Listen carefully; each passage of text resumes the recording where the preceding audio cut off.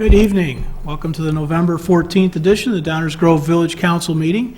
We're glad you're here if you're here with us in chambers, and we're glad you're watching at home if you're doing that there.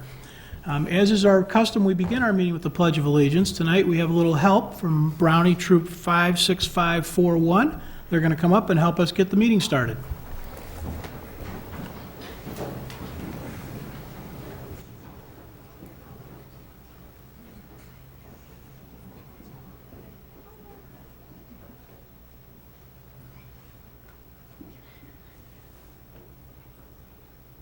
Ready?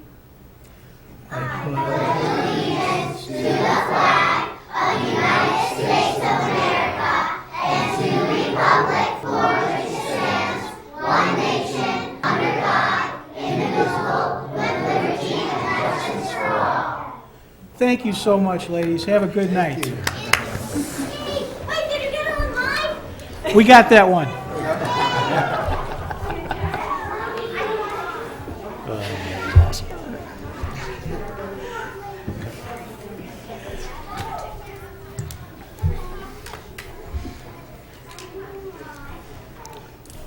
Well, that's a fun way to start our evening. Rosa, would you please call the roll? Yes. Mayor Barnett. Here. Commissioner Jose. Here. Commissioner Sadowski-Fugit. Here. Commissioner Gilmartin. Here. Commissioner Glover. Here. Commissioner Tully. Here. Commissioner Davenport. Here. Welcome, everybody. Good to see you. Item 3 on our agenda, I have a proclamation this evening. This comes every year, and it's important, but it's important year-round. We just choose this time of year to try and remind everybody, so I hope everybody takes this to heart and remembers it not only in the next 2 or 3 weeks, but for the next 50 after that. This concerns hunger and homelessness.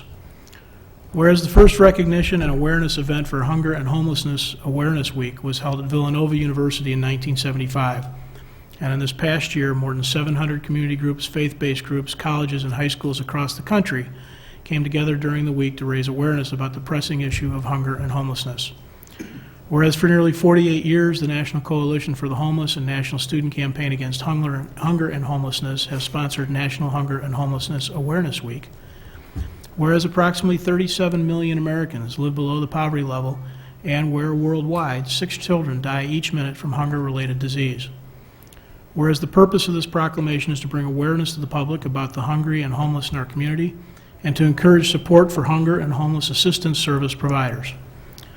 Whereas there are many local organizations committed to sheltering and providing supportive services as well as meals and food supplies to people experiencing hunger and homelessness, including DuPage Pads, Midwest Shelter for Homeless Veterans, Alex's Mission, Downers Grove Area Fish, West Suburban Community Pantry, People's Resource Center, Hope's Front Door, Catholic Charities, and many other faith and community-based service providers. Now therefore, I, Robert T. Barnett, Mayor of the Village of Downers Grove, do hereby proclaim the week of November 13th through 21st as Hunger and Homelessness Awareness Week in the Village of Downers Grove, and urge all our citizens to look for opportunities to help, volunteer, and support the organizations working to serve our community. And as Thanksgiving approaches, take time to consider opportunities to donate time, attention, and resources to others. Dated this 14th day of November, 2023, Downers Grove, Illinois. Item 4 on our agenda is minutes of previous council meetings. Is there a motion? Mayor, I move that the council adopt the November 7th, 2023 minutes as presented. Second. Any comments or questions from the council? All those in favor say aye. Aye. Opposed? That passes unanimously. Item 5 on our agenda, tonight we have a public hearing on the budget. So we'll begin by bringing this public hearing to order. This public hearing has been called by the Village Council to consider the proposed budget. Notice of this hearing was published in the Daily Herald on October 27th, 2023, and a certificate of publication is made as part of these proceedings. I would like to summarize the procedures which will follow tonight for the public hearing. First, Dave Fieldman, our village manager, will provide an overview of the proposed budget. Next, there will be an opportunity for members of the Village Council to ask questions or make comments. Then there will be an opportunity for members of the public to make statements or comments or to submit written statements for the record. I will then again ask every member of the council whether they wish to make a statement or ask a question. and then I will ask for a motion to adjourn. At this hearing, witnesses will not be sworn, and a verbatim written transcript of the statements or testimony giving at the hearing will not be prepared. With that, we'll start with our staff presentation. Thank you, Mayor. We have a significant presentation tonight with several speakers. I'll start with a reminder that this is a multi-meeting process to go through the budget approval process, including the tax levy process. And we are currently in meeting number 3, as shown on the screen. At the end of this process, the Village Council will approve a budget ordinance, which sets the maximum expenses in each of our funds, and several ordinances related to the property tax levy. We gave a pretty extensive presentation of the general funds last week, but I will just note there are 9 key points of this budget. It is a sustainable general fund, which is our operating funds. This budget includes smoothing or stabilization of our public safety pension contributions. This is to smooth the impact on our property taxpayers over time as those costs continue to go up. Regarding the property tax, you'll recall that there is no change in the total property tax levy. This is for the 3rd year in a row. This budget also has a $1.25 million contribution from our general funds to our capital fund as we continue to invest in sidewalk maintenance activities and other activities directed by this council over the long-range planning efforts this summer. I'm proud to say that in FY24 we will be completing the Civic Center project, and this budget reflects that. This budget, as the council knows, also includes funding for all of the long-range planning priority action items identified by this council over the summer. It also includes funding for the creation of just under 7 new full-time positions that we will be used to address strategic outcomes directed by the council over the summer, and over $21 million invested in our infrastructure systems that we will hear quite a bit more about tonight, and over $1 million in funding for our partners at the Economic Development Corporation and Downtown Management Corporation. I want to move now to a portion of the budget that's related. It's called a motion to estimate the levy. This is the first step in the tax levy process. We do have to actually approve a motion estimating that property tax levy. A lot of this was presented last week, but this table shows the entire property tax levy of just under $30 million. It includes the Downers Grove Public Library levy of just over $6 million and special service area levies of over $500,000. And those are levies that apply only to small certain areas within the village. It also includes the components of what we generally refer to as the village levy, but it includes parts that we are not even going to collect, which is known as being abated or a tax abatement. And those are shown here in the yellow box. The village has revenue sources other than property taxes that will be used to make the bond payments as shown on the screen. The amount of the village levy applied to the entire village that will actually be collected is $16.89 million. And this is the same amount shown in the FY24 budget book that's posted online and the information that was presented last week. And that total property tax levy of $16.89 million is the same as it was in FY23, the current year, and the previous year of FY22. As a reminder, the typical residential property in our village with a market value of just over $400,000 paid just under $788 to the village. And while the value of the residential property is very likely to increase going into next year, the amount of taxes paid to the village will remain the same. That is because we are not proposing to change the levy. And at this point, folks always say, hey, but I pay a lot more than $788 on a typical tax bill. That is correct, because there are other taxing bodies on that tax bill.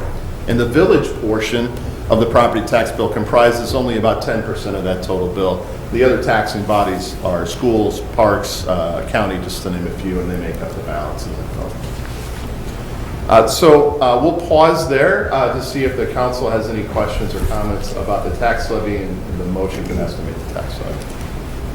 Anyone have any questions? Comments? Do you have additional presentation, We Dave? do. We're just getting warmed up here, Mayor. We're Okay. going to talk All right. about infrastructure-related funds. We will, just as a point of clarification, we will be coming back to the audience in this hearing portion of the meeting in a little bit. And our infrastructure-related funds are the stormwater fund, the water fund, and the capital fund. The proposed FY24 budget allows for continued substantial investments in the village's infrastructure systems. The investment includes $5.1 million in streets, nearly $7.5 million in stormwater, $1.5 million in our water system, $6.5 million in our sidewalk and traffic systems. These improvements are designed to reduce the total life cycle cost of owning and operating these important infrastructure systems. So we're going to present 3 funds tonight. We will start with the Water Fund. It is my privilege to introduce the Director of Public Works, David Moody.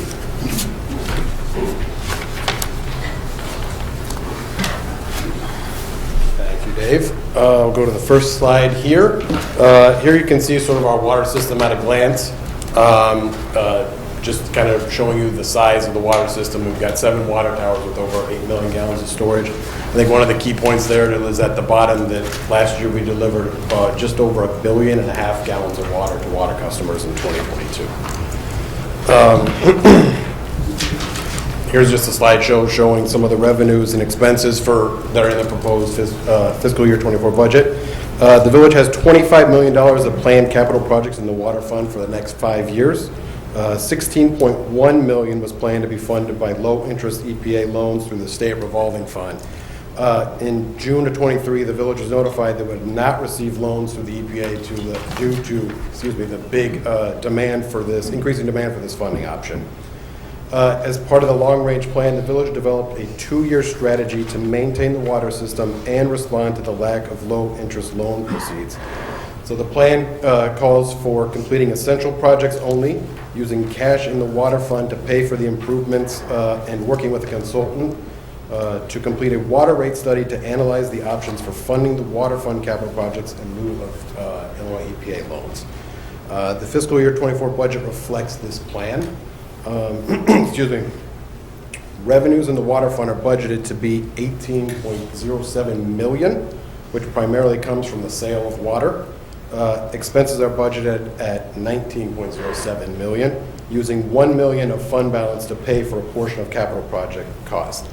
The cost of water accounts for a little over half of those expenses at $10.49 million.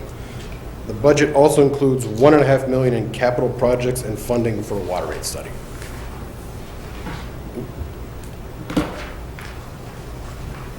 One of the big projects that's next year and moving forward in the future is $200,000 for lead service line replacements.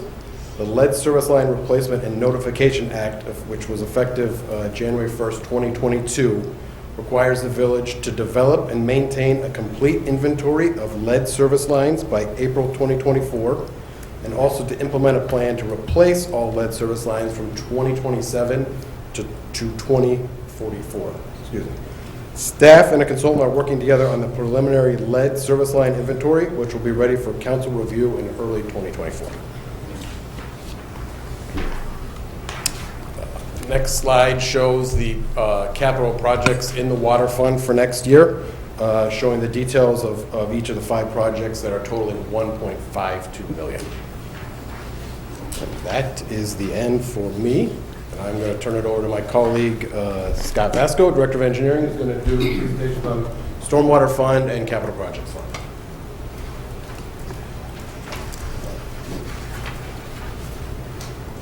Mayor, Council. So we're going to go through the Stormwater Fund as well as the Capital Fund tonight. So we'll start with the Stormwater Fund. So the stormwater system, stormwater originates primarily from rain or melting snow. Water that does not get soaked in the ground becomes runoff.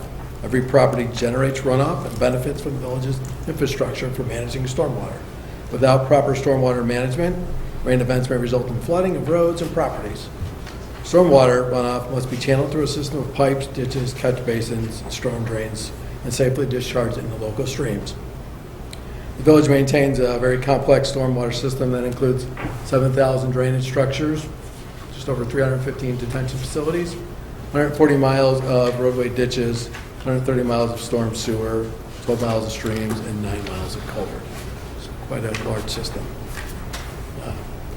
The recommended level of service was to create and maintain a stormwater management system that would safely convey and store runoff from 95% of our annual rainfall events within any given year. To achieve this level of service, the village has been improving the stormwater system for multiple years now. Since 2008, we've done approximately 90-plus projects, totaling about $51 million, and these improvements have performed as planned and are significantly reducing frequency and severity of flooding throughout the village. A quick recap of one of the projects that we did this year that was on our stormwater capital project list was the Sherwood and Chicago drainage improvements, which we had talked about earlier this year. Sherwood's a street that has no formal drainage infrastructure, which caused drainage problems such as icing on the pavement, sidewalk, and private property drainage issues. The project consisted of installing a new drainage system on Sherwood from Chicago to Grant and on Chicago from Sherwood to Linden. We also installed the V gutter and resurfaced the road before and after their project. So the stormwater fund related revenues and expenses are accounted for in the stormwater fund. Since 2013, the fund has been supported nearly exclusively by fees and revenues generated from utility bills. Revenues are anticipated to be about $8.8 million this year, with $6.7 million from stormwater utility fees and the rest coming from grants and developer contributions. There's a budgeted 8.7% increase in stormwater fees to the fund needed to maintain capital projects this year. So we will continue to work on capital projects that reduce flooding and improve drainage throughout the village by spending down our fund balance, as expenditures are about $3.4 million higher than revenues, and we'll also be spending some of the 2022 stormwater bond proceeds. Here is a list of the $7.4 million of stormwater capital projects we'll be doing next year. Out of this list, 8 of those will be actual plant construction for 24. In addition, capital projects that are budgeted also include funding for flood-prone properties, such as the one at 405 Austin, which we're also looking to get federal funds to do the purchase of that as well.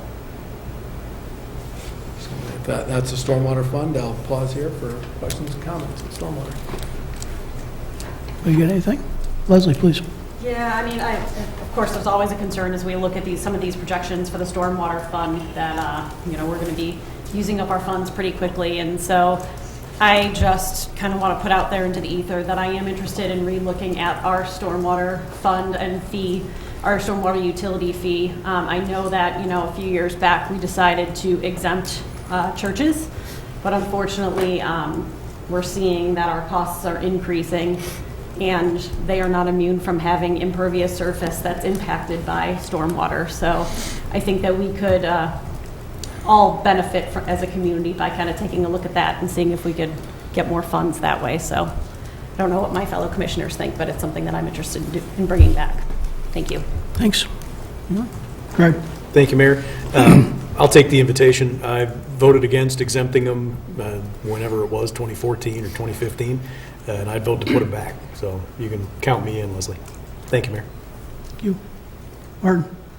Well, it's no secret that I was not in favor of removing those parcels in the first place, but just to be clear, it was not just churches. It was not-for-profit organizations. So there's more than just faith-based organizations that are involved in this, but it was also typically a lot of different organizations that have large chunks of pervious space, which was the big issue. It wasn't so much what they were, it was the uses generated a lot of runoff. But there was an effort to convince the council at the time to remove it. That's the way it's been. I would certainly be open to exploring whether that's something that we need to do. Although I will ask another question, and that is, when the stormwater utility was originally established and the level of service was established, and we came up with our 95% service level in 2015, we also had a plan where the utility would be increased gradually over time, because instead of putting the utility fee in at where it really should have been, it was eased in for the community over time. I believe that we have maintained pace with those increases for the most part, but I wanted to confirm that. If we more or less stayed true to those increases, because those increases, sorry, just didn't mean to cut you off. Those increases were designed to get us to our target our target funding over the long term. Obviously, that target changes as time passes, but also would be interested in what you're about to say, which is where we're at vis-a-vis that target over time. Yes, we are on track. For the most part, we've been doing the planned increases for many, many years. I think we had only 1 year where we deviated slightly from that. And so the model is built on the current payers. And for those who are really interested, we did a pretty deep dive on this in the long-range planning over the summer, and there's a write-up on it that's in the budget book under long-range planning, and it talks about how we're shifting more and more to maintenance activities as we can have completed these 90-plus projects over the years. So we're on plan. That was put in place prior, around 2013 was the original plan. Right. And over $90 million worth of capital projects invested. It's had a huge difference on the stormwater and flooding in town. There's no question about that. Not that it goes away. You can't fool Mother Nature, but it certainly has made a huge difference, and that we're at the maintenance level now is really quite a remarkable accomplishment. But getting back to the sharing the wealth, if you will, or sharing the burden, I mean, one of the original issues is that everybody would contribute to the stormwater utility and that investment in the community in terms of mitigating flooding through something roughly related to the amount of impervious space. And that's why, regardless of the nature of the occupant of the parcel, it's really the large amounts of impervious space that always sort of convinced me that everyone should contribute, and they should contribute according to the amount of the runoff that their property generates. And to take out some of the largest ones, I think just puts more burden on the rest of the community, particularly in light of the increasing amount. So it's a long way of saying, I'm just giving some background there, but it's a long way of saying that Commissioner Sadowski-Fugit's point, I think, is well taken. Mike? So remind me of all the entities that are excluded beyond just churches. So that would be, under the current system, it's any property that does not pay a property tax. Right? So that's other government entities, not-for-profit agencies. There's a couple others in that category as well. So I'll just say that I wasn't on the council when the stormwater utility was created. I was a member of the public at large at that time, and I was opposed to it for several fundamental reasons, most of which is that it's quite impossible actually to fairly calculate how much any one parcel is contributing to stormwater. The current process that we use does not take into account the permeability of the soils, does not take into account existing structures and situations that hold water, and quite frankly, there's an area of town that's in Downers Grove that we don't even take care of their stormwater, south of 75th Street. So a few of the reasons why I opposed it back then. So I'm certainly not looking to expand this to others, particularly nonprofit agencies and our schools. I would not want to take money away from the schools, for them to do what they're doing. And incidentally, I can tell you that District 99 has substantial structures. They have structures underground to collect water and use it for irrigation on the sites. The parking lot at across from North High is all permeable pavers, and that was done in order to comply with stormwater management requirements and to hold a great deal of water. And this is, of course, different than some other parking lot that is just paved and has water running off. So as well, the nonprofits, I can only, I don't know, maybe some of my more experienced council members can tell me why these entities were excluded in the first place. I suspect it might have something to do with the fact that they provide a great service to our community, from helping with homelessness and hunger to a number of other worthy things that they do that the government's currently not doing, which is why they're not for-profit entities to begin with. So I would be very resistant to taking money away from them, and that's where I stand. Thank you, Mayor. Thanks, Mike. Anybody else want to weigh in? Chris, go ahead. Sure. I appreciate this being raised as well. I think I would certainly take a look at this. I'd want to understand a little more about what the impact would be to those entities. I agree with Commissioner Davenport. There's a value that we get from some of those entities, but I also agree with those who are looking to potentially levy it against those organizations, because I think there is a shared responsibility when it comes to our stormwater, which is clearly our most pressing environmental challenge here in Downers Grove. So I'm not yet ready to jump in and say I'm for it, but I'd like to understand a little bit more about what it means and how we might look at it or evaluate it. Commissioner Davenport brings up a great point. If there are efforts like the parking lot at North where they have worked to be more conscious of that and more effective in managing that water, perhaps that goes into the equation, those types of things. So I'll just say now that I'm not ready to say yes or no, but I'm definitely interested to learn more and feel like it's something we should take a look at. Thank you. Thanks, Chris. Anyone else? Just a question. Yeah, please. Yeah, just a question for clarity's sake. So if we're talking about permeable pavement, that would not be impermeable surface, correct? That's correct, if it's permeable pavers. So, I mean, that would already be taken into account by some of those things as well. But yeah, just kind of the point to make is that, you know, we are a service organization as a government.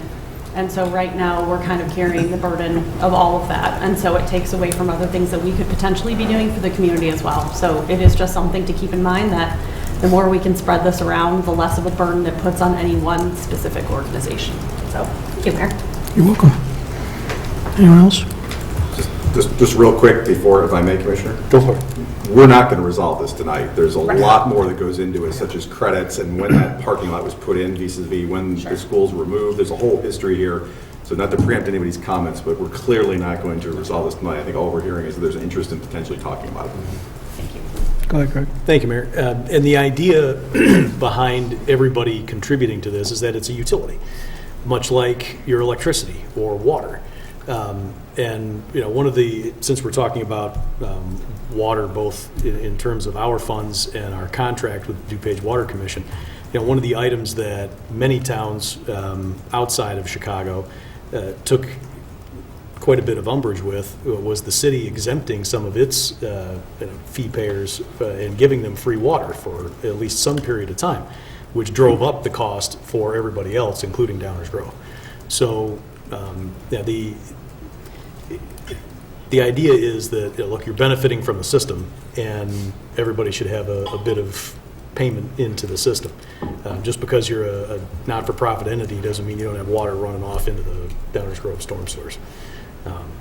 And absolutely, we can take into account items like the permeable pavers and many, many others. But it's a question of fundamental fairness. Thank you, Mayor.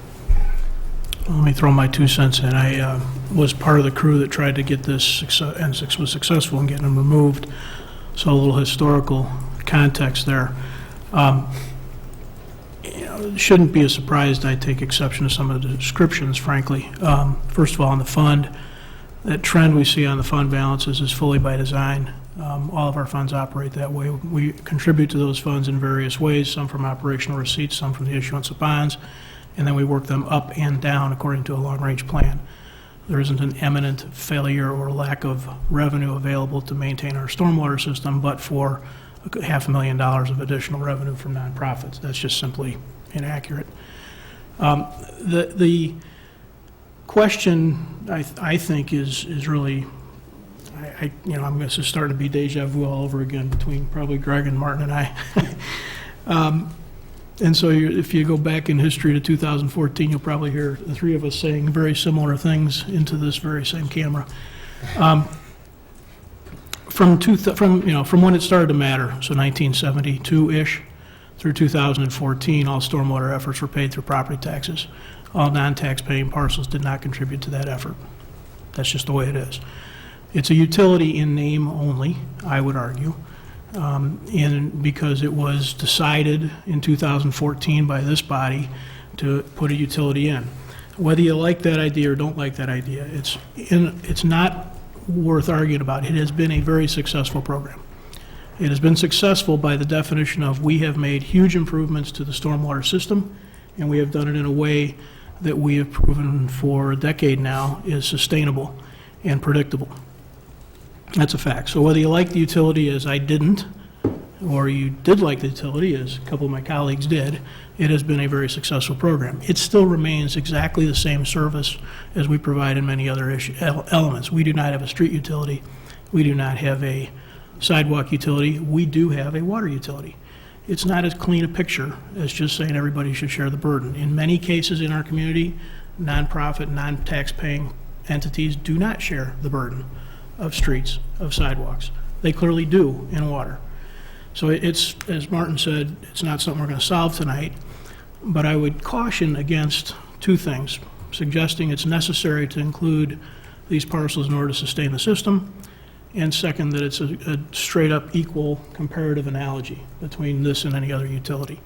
The history is that in this country and in this community, we generally exempt those organizations from paying property taxes, and frankly, sales taxes too. Most of them have tax-exempt certificates on that end as well, because historically, we've believed that they offer a service that, but for their existence, the community would expect somebody else to fill. And that's the logic behind it. So we won't solve it tonight. It should be no surprise from these comments. I'm not in favor of this, but we will talk about it, and we'll sort it through. Let's just try not to oversimplify it. Anyone else? Then we'll continue with the Capital Projects Fund presentation. All right, so we'll discuss the capital fund. The capital fund accounts for the general construction and capital improvement activity of several capital-related projects, including roadway maintenance, sidewalks, bikeways, traffic signals, other projects. Primary revenue sources in this fund are from the home rule sales tax, property tax, telecom tax, and the village is also aggressively pursuing grants opportunities whenever they are available. Quick overview of the capital projects fund. The FY24 revenues in the capital fund are budgeted to be around $11.56 million. This includes $1.25 million transfer from the general fund to further the long-range plan initiatives for pedestrian safety. The funds will be used to help pay for enhanced sidewalk repair and restoration throughout the village and planned bicycle-related striping. Expenses are budgeted to be $13.75 million, which primarily reflects $10.1 million in capital projects. The fund balance is budgeted to be about $7.07 million, and the fund balance fluctuates annually depending on cost of projects every year. So, some of the work we'll be doing in the capital projects is the streets programs. We've got $5.1 million in there for street maintenance projects such as crack sealing, resurfacing and patching. $1 million is budgeted for resurfacing and restriping of 59th Street from Fairview to Dunham. And this resurfacing is budgeted to take place in '24 in advance of the regular resurfacing schedule to facilitate restriping of segments of Fairview and Fairmount, as well as recommended neighborhood traffic study 9 improvements. This slide also reflects some funding from the MFT fund. Some of the other capital projects include sidewalk work. We'll be doing $2.2 million worth of sidewalk infrastructure projects. $1 million will be for sidewalk maintenance and repair, and $950,000 is for crosswalk and accessibility improvements. And we've got $200,000 and we'll start doing some rehab and replacement of some of our block retaining walls throughout town that we've put in. The budget for the sidewalk maintenance has increased, and because of this, you will see significant increases in the amount of sidewalk repairs in '24. Some of the other work in the capital project include capital safety. We've got $4.3 million in there for traffic management and safety improvements.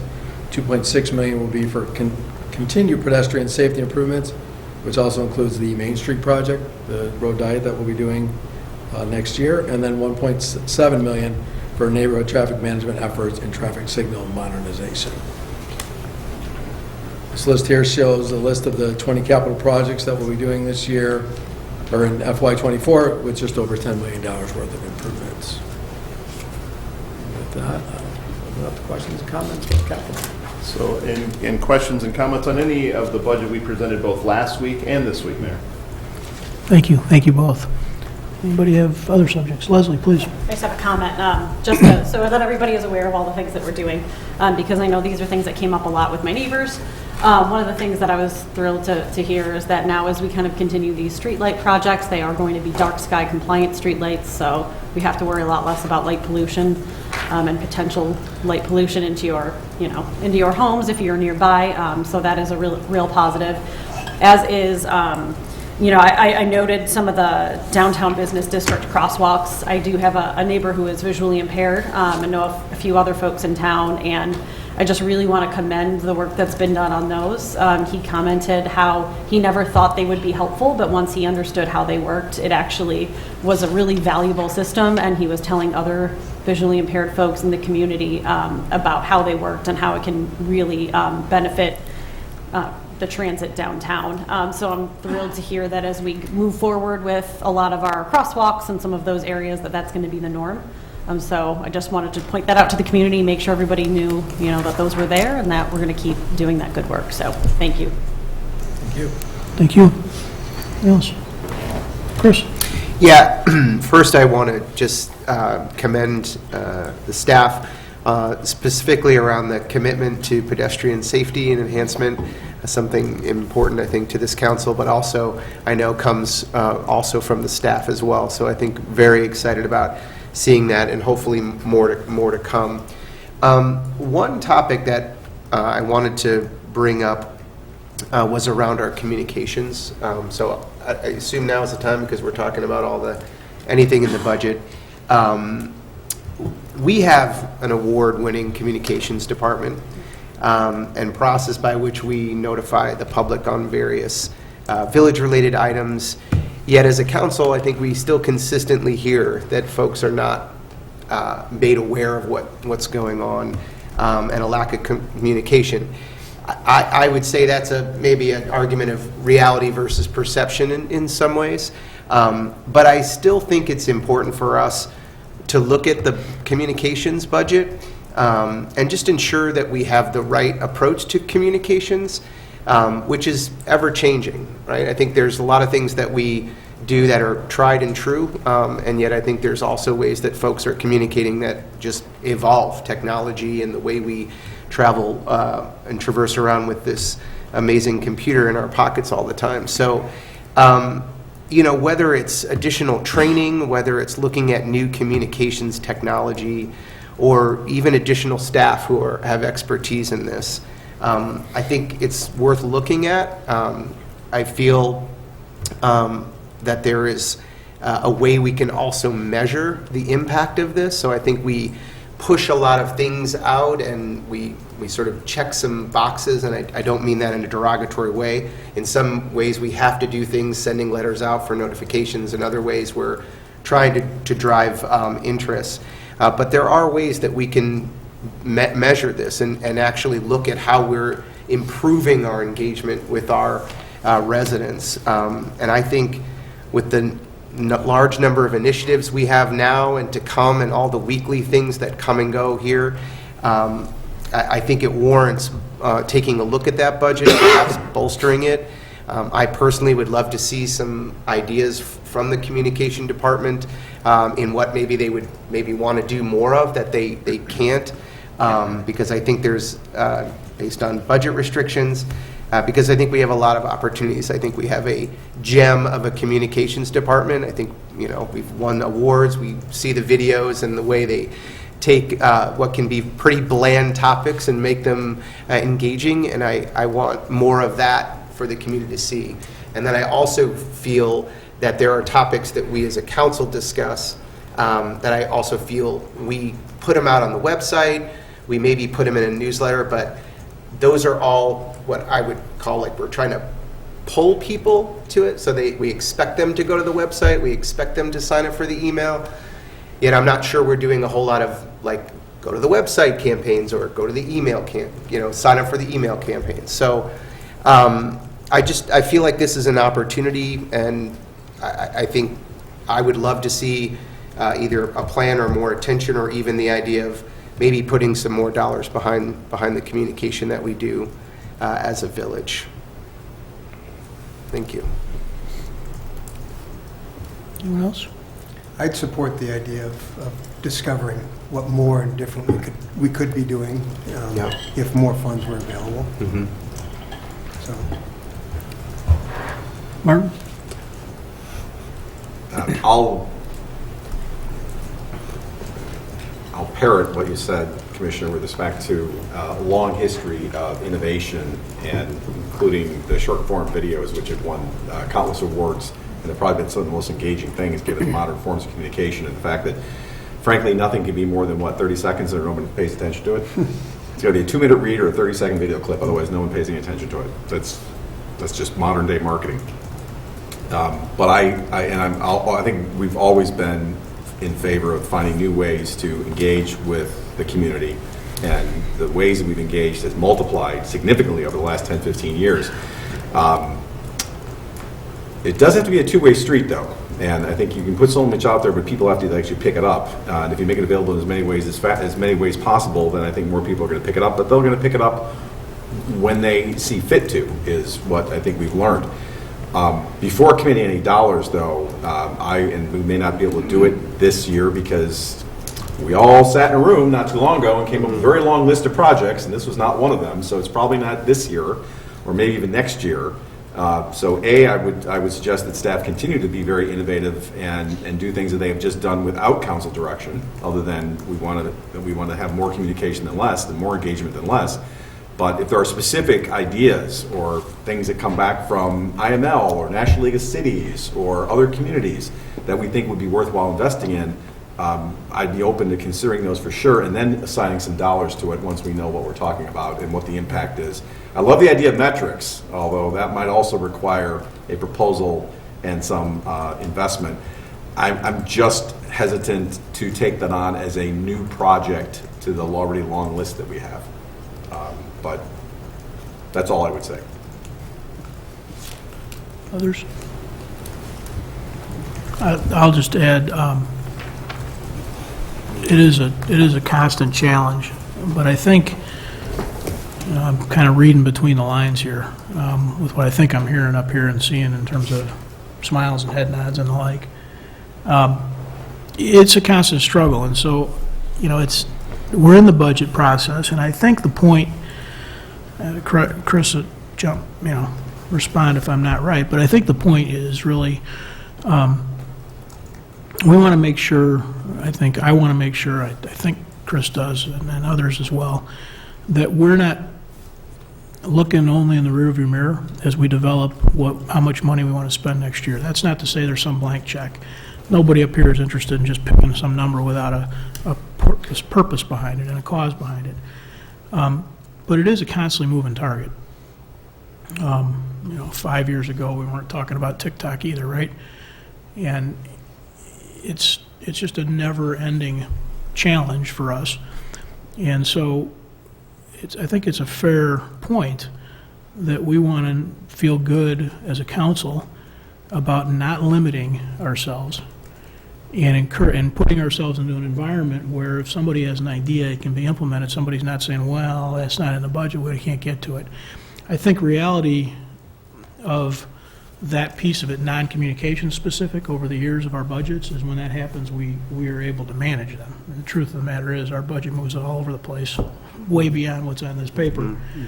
But the message that I'm hearing, and certainly I want to deliver to the team, is that. Let's not constrict ourselves to anything we've done in the past. And if somebody has, whether it comes from the council over the course of the next 2, 4, 6 months, or it comes out of staff, or it comes from an IML conference, or whatever, I think everybody up here would probably be saying, let's figure out a way to make it work.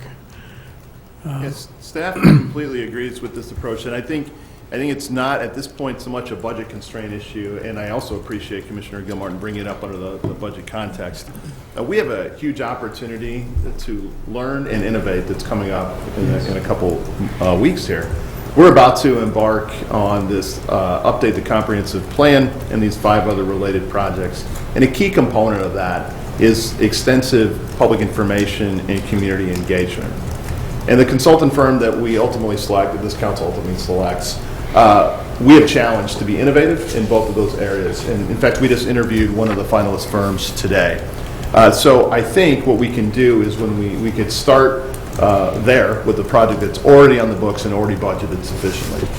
And whatever we learn through that process, I'm sure we can take elements of that and make them permanently rolled into how our outstanding communication department operates. And if during that we find that we need more budgeted resources, we will simply do what we've always done, which is tell the council, tell the community. And this council and previous councils have always backed requests that add value and align with our strategic plan. So we hear you loud and clear. We think we're about to launch on an innovative approach that could really land us in a place of continued improvement, not only in the communications department, but all departments. So we definitely hear you loud and clear on that, Commissioner.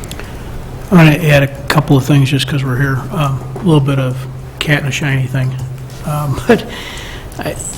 Before I forget, Leslie's comments about your neighbor and learning how the stuff downtown works, that's probably another opportunity to teach our residents how that stuff works. It's cool stuff. Honestly, I don't know how it works either, right? I know that it's current and best practice in a host of ways, and it's helpful to a certain portion of our population, but I couldn't tell you exactly how it works. So it's probably another subject that warrants that kind of effort. And then just ironically or uniquely, or what the right choice of words is, but at about 4 o'clock today, I had an online interview with 3 scouts in town. They had a series of questions for the mayor, right, part of their process. And one of them asked, how do people know what's going on in the village, right? And it's a weird answer, because at one hand, you don't want to sit up here as an elected official and say, you guys are supposed to pay attention, right? And on the other hand, we're trying really hard to make it so people can pay attention. So I think all this is to say, I think Chris's point is a good point, and if we have an opportunity to look through a new lens through this consultant effort, we should be doing that. We should all be doing it up here as well, because it's a never-ending challenge. So. Mayor, if I might? Please. So, a couple things. One, Dave, thanks for that reminder, because sounds like in the budget for the consultants, there is a allocated amount for communication, which is fantastic, and I think it's a great place to learn from. I think it's also just important for us as a council and anyone to understand that, sometimes the way that we think communications are getting to us isn't the way that it's getting to other folks, right? So I see the great work that the team does on Facebook all the time, but the algorithms are not sending them to everybody, and some people aren't on Facebook, and some people don't have access to the same thing. So there's obviously something called segmentation that we also need to look at. I could go on and on, but just the idea that because we see it, we think it's available for everyone can be misconstrued, or can be a misperception, and I want to make sure we are opening the channels of communication, continuing, I should say, to open the channels of communication to as many folks as we can. Thank you, Mayor. Thank you. Any other general budget stuff either this week or last week? Okay. Continue, Dave. That concludes our presentation, Mayor. Okay, then we'll move on to the third portion of this hearing. Are there any comments or statements from the public on this budget hearing? If so, please come on down to the podium.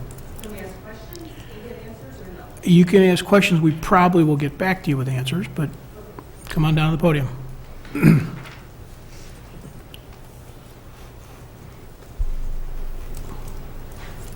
Laura Temple, DG resident. I just had someone ask me recently about the lead thing. Had I taken my picture of my intake and tested it for lead? And I said yes, and I sent it back, and they were like, is the village going to make us pay to redo that? I said, I have no idea. Do we have any idea? And I was like, shoot. I mean, I think it was keeping her from wanting to turn her data in, which I thought maybe was not awesome. So, since you need that data. If I could, Mayor, we heard earlier Director of Public Works Moody talk about this project in general. We're doing the inventory now, as required under the law. We'll have the first of a series of inventories, really, as we fine tune it over the course of the years. We'll come to this council early 2024.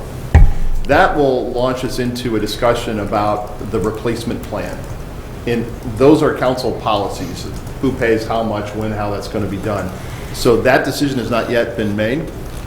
It will be made probably over time as we get ready to implement that multi-year plan from 2027 to 2044. So I suspect conversation will start early next year and will probably continue through a series of long-range planning meetings where the council will give us direction on those policies. I just hope people aren't excluding themselves from the response because they're worried that then they're going to be on the hook for a huge bill, just so you know. Thanks.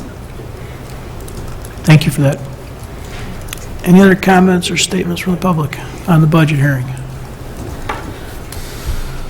Okay, we'll move back to the council. Any other comments? one more. Oh, I'm sorry. Wave at me, Janet. A couple of things.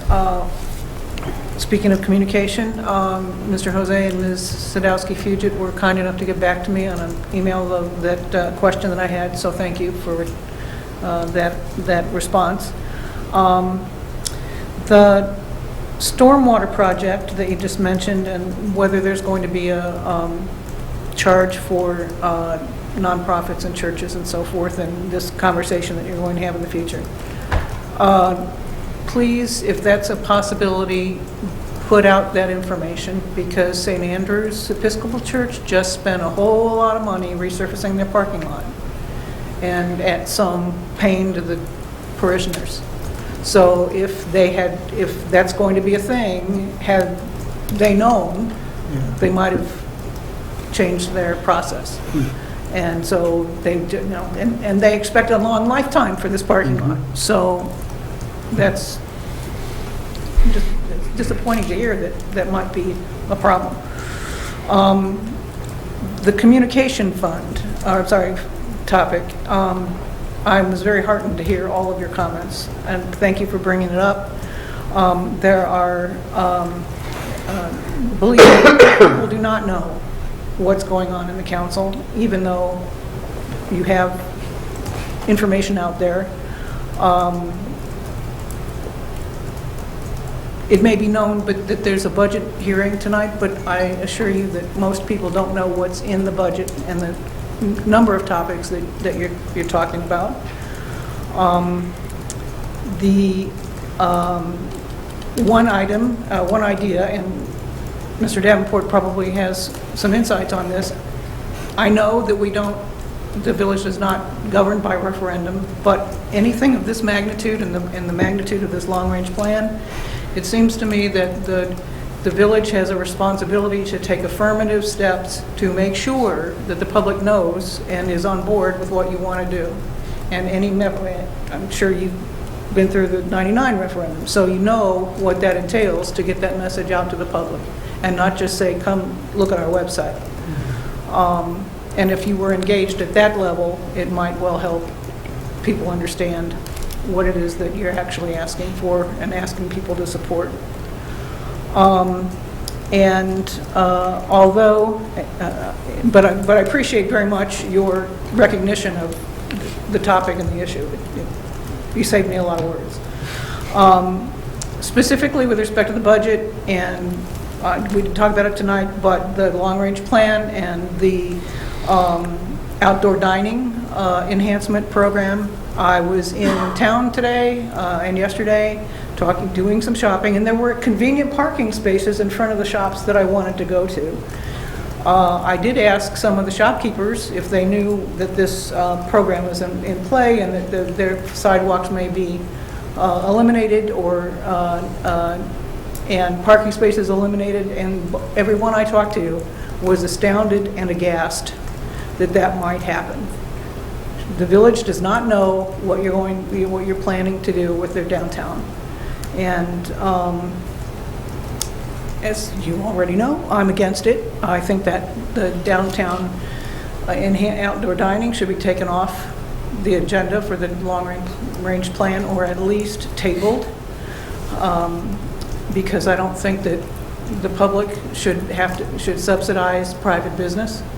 I don't think that the permanent changes should be made for circumstances and activities for half a year at best. And once it's done, it can't be undone easily. And people want to be able to park conveniently, and that's just the way we are. And to be honest, in terms of communication, I find this council to have a very anti-auto, anti-driver attitude, and it really is concerning, because most of us don't live in walking distance to the downtown. And I think that it's been, some of the comments that I've heard about traffic and autos from this council have been pretty derisive and disrespectful to people who drive. So in connection with that section on communication, that's what I have to say. But thank you for your attention to that matter. Thank you. Don't want to cut anybody short. Anybody else on this budget hearing? Okay. Now we'll go back to the council. Any other council comments or questions? I have Mike, one. please. Mayor Fieldman, or Manager Fieldman, maybe you could, definitely, I got it. Manager Fieldman. He doesn't want that. In response to the public comment regarding the lead water service, are you suggesting that there actually is a world where a resident would have to pay to replace their lead water service? Yeah, that they would be forced to do that? So I just want to go back and double check the law before I make any comments on that. So I just want to make sure we understand that. So we'll present information on that in the coming months. I, for one, would be strongly opposed to such a notion. But I appreciate you going back and getting that information so that we can get that answered. Thank you. The fundamental thing to keep in mind about that is that we are working down a prescribed timetable from the state. There are milestones that we have to hit, and right now we're in sort of the collection of data stage. What else? Okay, we'll adjourn this public hearing on the budget. That ends item 5 on our agenda. Item 6, public comments portion of the meeting. This is the portion of the meeting where we take comments from the public on items not on tonight's agenda. So if you have something on your mind that you'd like to let us know, please come on down to the podium. This is for items not on tonight's agenda.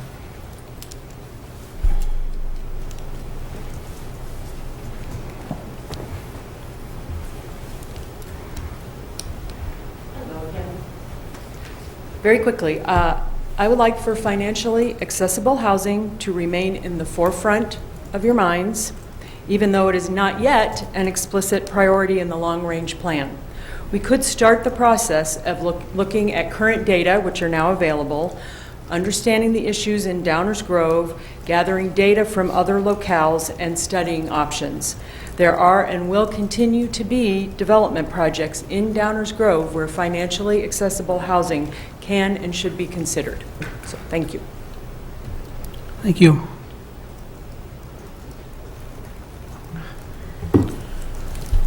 Other subjects not on tonight's agenda? Okay, we'll continue. Item 7 is our consent agenda. Is there a motion? Mayor, I move that the council adopt the consent agenda as presented. Second. All those in favor say aye. Aye. Opposed? That passes unanimously. Item 8 is our active agenda. This is the portion of the meeting where we take up items on which we plan to take action this evening. These are items which have been talked about at least one time before, sometimes many times before. We will entertain individual comments at each item. Is there a motion concerning Article 8.12 of the Municipal Code? Mayor, I move that the council adopt an ordinance repealing Article 8.12 of the Downers Grove Municipal Code concerning amusement devices as presented. Second. Any comments or questions from the audience on this item? Comments or questions from the council? If you're just watching tonight for the first time, and you're wondering why we're talking about amusement items, and there's nobody talking about it, you'd think we'd want to be amused. This is really a code cleanup thing here. We used to have an ordinance regulating things like pinball machines back in the day, and we're at the point now where we think that's probably no longer useful. All right. Rose, would you please call the roll on this item? Commissioner Jose? Aye. Commissioner Sadowski Fugit? Aye. Commissioner Davenport? Aye. Commissioner Tully, Aye. Commissioner Glover, Aye. Commissioner Gilmartin, Aye. Mayor Burnett. Aye, that motion passes 7-0. Is there an ordinance concerning water purchase? Mayor, I move that the council adopt an ordinance approving a water purchase and sale contract between the DuPage Water Commission and contract customers as presented. Second. Any comments or questions from the audience on this item?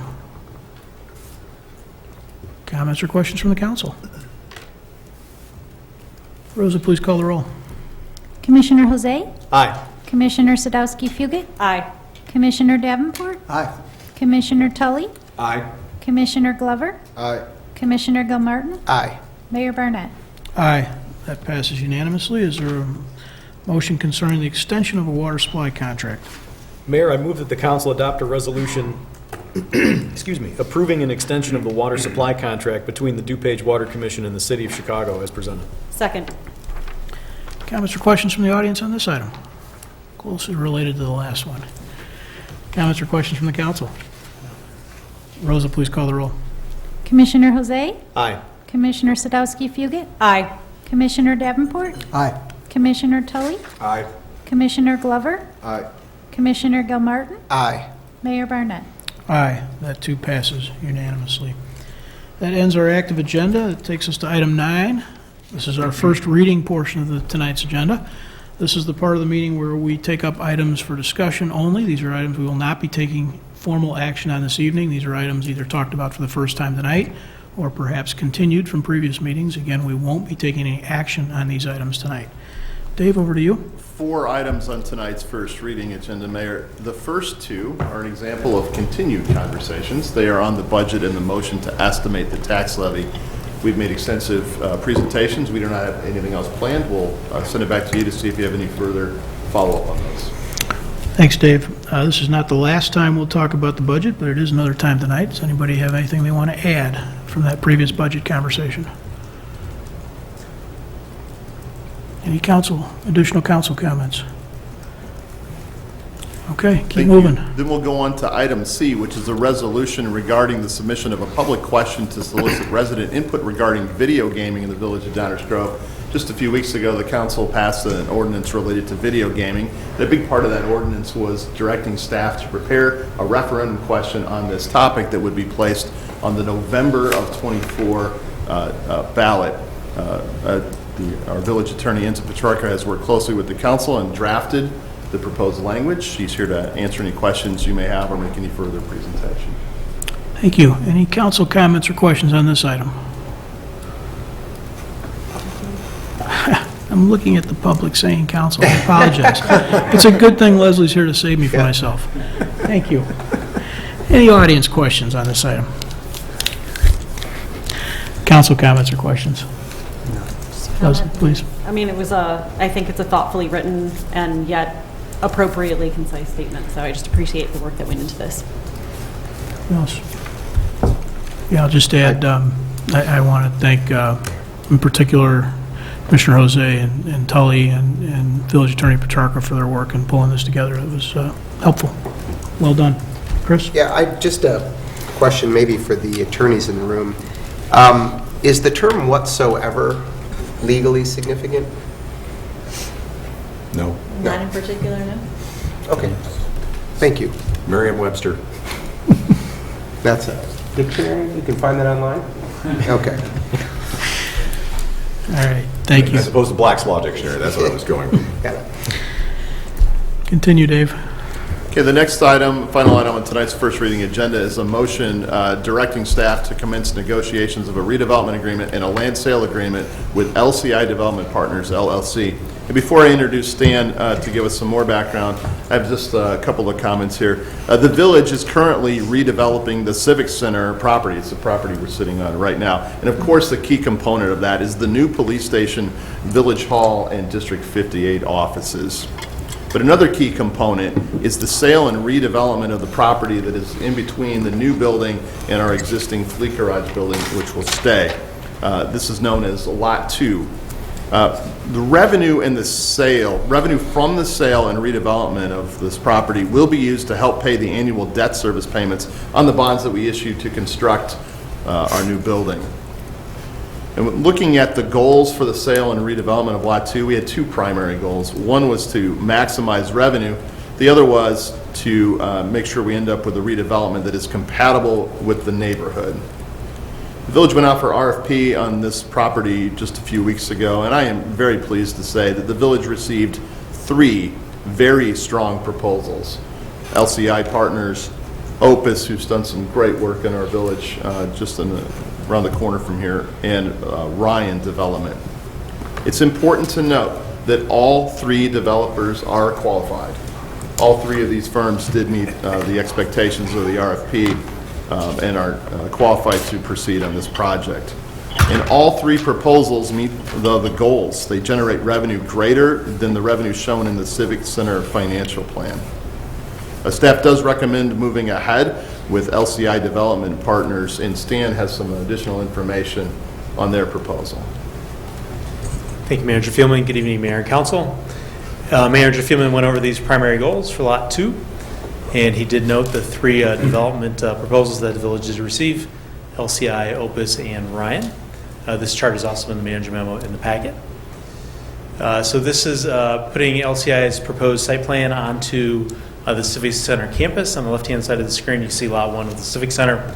Lot 2 is the LCI proposal, and Lot 3 is the fleet lot on the right-hand side. This is a graphic image of their conceptual plan. This would be looking northwest from the corner of Curtis and Mackey. And then this would be looking towards the northeast from Curtis there as well. LCI is proposing a 6-story building with 2 stories in the front here.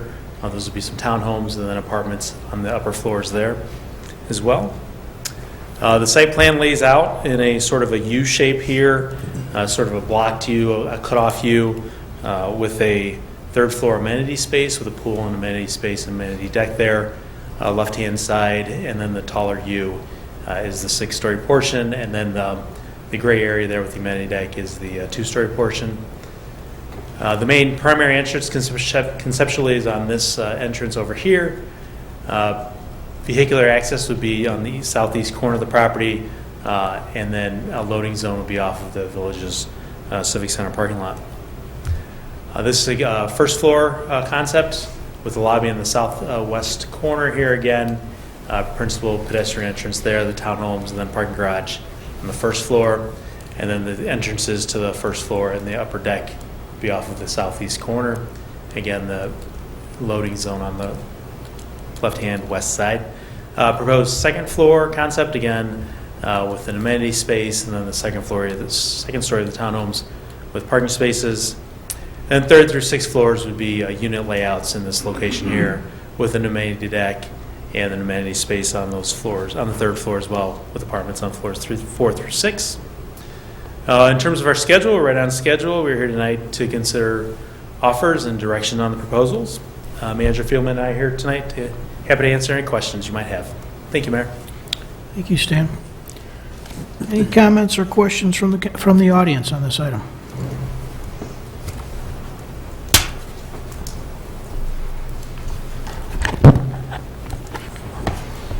My name is Robin Tryloff. I live at 1225 Parkway Drive in Downers, and I've been a resident for more than 30 years. Before I get to my prepared comments, I just want to mention that the troop of brownies, when they were sitting here, one of the little girls said to the girl next to her, looking up at the council members, and said, "There's a girl up there." Thank you, Leslie. Representation matters. First, I'd like to state my support for the staff recommendation of this RFP over the other 2 submitted. Next, a reminder that at the June 20 council meeting, several of us asked the council to include the RFPs for sale of this property, the requirement that 10% of the units be inclusionary, that is, priced for those who have lower income. The council opted to offer bidders the option to include affordable units in their RFP, and none of the 3 submitted did. For this proposal, which includes 138 units, I'm asking the council to direct staff to negotiate with the developer to arrange for at least 4 of the units to be affordably priced. That's 0.02% of the total number of units. I admit that this may result in a small reduction for the sale. However, as a taxpayer, I still encourage this move. First and foremost, because it's the right thing to do. And leadership is about doing the right thing and maintaining your integrity and principles over profit. But doing the right thing is not the only reason to establish affordable housing in this project. According to the National League of Cities, communities are authentically livable when they incorporate innovative, equitable, and inclusive policies and practices that address the unique challenges a city faces while looking to improve the quality of life for residents. Building livable communities for people of all races, gender identities, sexual orientations, socioeconomic levels, ages, and disabilities requires recognizing the systemic and institutional inequities of past policies and practices, while putting into practice policies that are forward-thinking, just, and fair." Close quote. Now, you might say four affordable units won't solve the problem, and it won't solve the larger affordable housing crisis. But as in most things, collectively is how we make a difference, and you have to start somewhere. So I ask the council for this small but important effort to add stable, quality, affordable housing, to demonstrate that Downers Grove takes seriously its role in promoting diversity and social equity and enhancing economic sustainability and community resilience through inclusionary housing and working toward ensuring that everyone has access to safe, affordable, and quality housing, regardless of their income, race, ethnicity, gender, age, or any other characteristics. Thank you. Thank you. Others?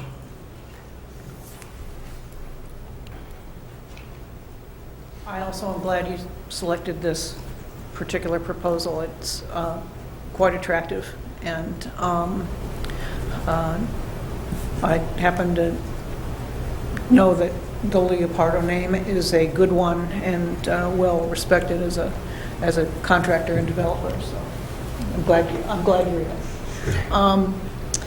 As respects the affordable housing component question of this, and I had earlier been not so excited about it. I think if there's going to be, its location is probably pretty good. I have a concern generally about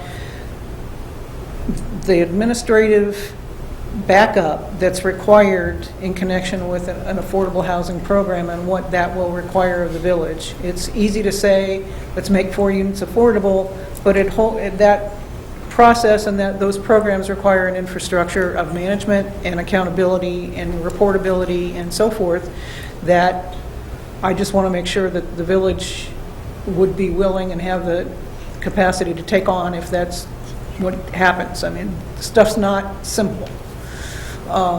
It is worthy, but it's not simple. My other issue is, of course, parking. And I happen to believe that, notwithstanding all the consultants in the world who tell you what the parking ratios are for apartment buildings, they're too low. The other units that we have here in the condos and other places, there's overflow parking into the garage and elsewhere because residents have 2 cars. If there are 2 people in the apartment, they have 2 cars, not 1.3. So where will the overflow parking go for the residents that have more than 1 car? And how will that be accommodated? Thanks. Thank you. Others?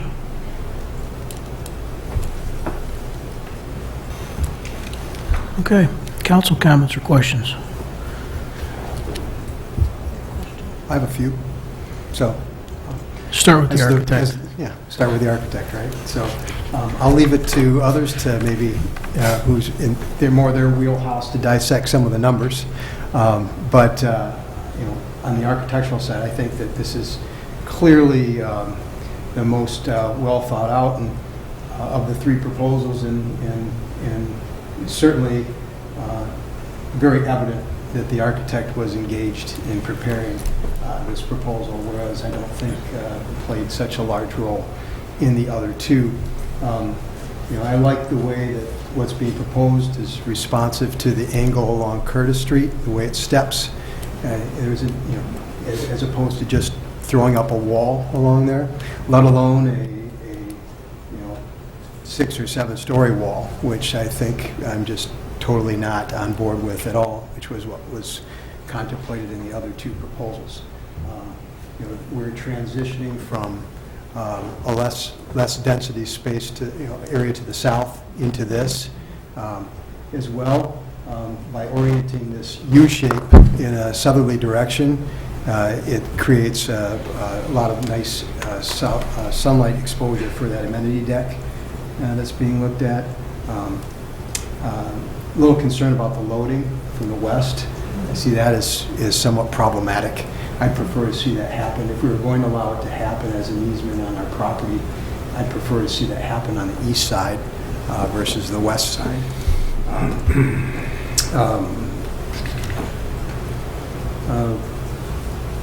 Probably want maybe a little bit more articulation of the row house sort of look along the Curtis Street side, and also, as much as it's being promoted as a complementary look to the Civic Center, I'd probably be encouraging of a little bit more of a different, in terms of complementary yet a little bit more distinguished in its own right. Too much of a good thing isn't so good. So, what else did I have here? I mean, maybe thinking about parking, it did occur to me that we've got a civic center right next to this that overnight has a lot that'll be substantially empty. So there could be something to be worked out there in terms of maybe leasing some spaces or in some way making something available to help with those parking concerns that we heard about. I definitely have no interest, though, in the huge blocks of development that were shown in the other 2 proposals. And given our past experience and current experience with this proposal's team, this seems like clearly the winner to me. So I may have more comments in the future, but for now, that's my initial reaction. Thanks, Mike. Leslie?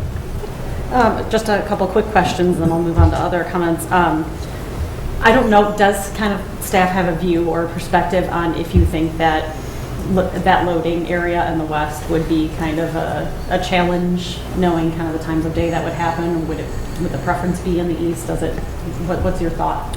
Yeah, I think once the council motion eventually would be to direct us to negotiate a redevelopment agreement, and we start with key terms, and we really dive into those site planning efforts and parking issues and detailed design as we go through the process.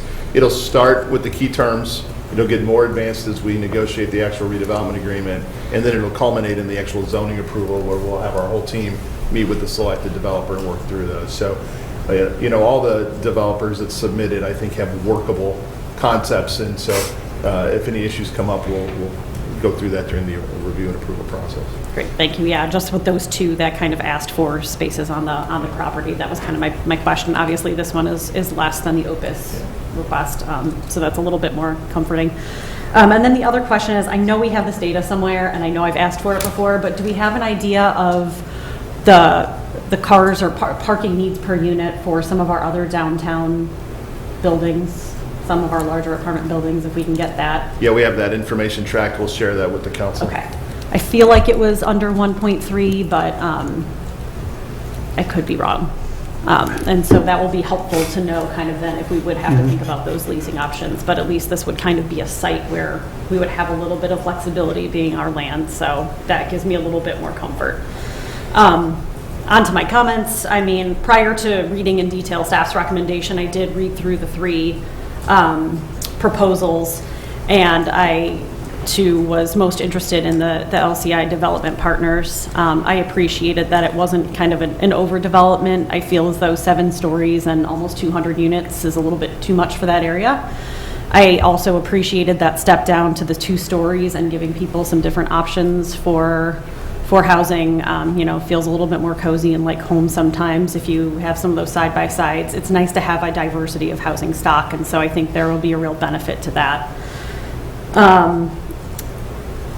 I still concur with some of the folks who have spoken. I just always worry with, I know what the market costs of a lot of these current apartment buildings that we are building are. I recently took a tour of the very beautiful development on Maple in Washington, but knowing that those rents go for between $2,000 and $4,500 a month is pretty astronomical.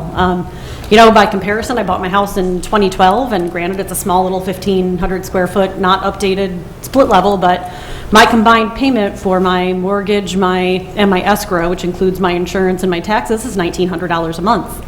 I couldn't afford much more than that realistically, and live in a comfortable manner.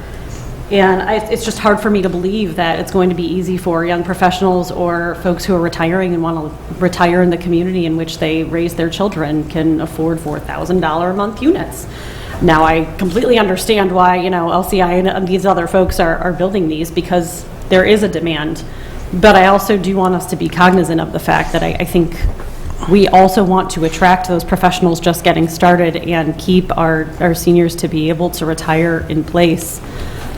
So I am still in favor of reconsidering the thought that we would have some more affordable units. And to be clear, what I'm considering is not the federal plans, which I think is what most folks are used to, but rather it's more of a negotiation and a contract agreement between the village and the developer to say, you will keep X percentage of units at, this percentage of, there's a calculation based on median income in the area, and then assuming you're paying about 60% of your housing costs, right?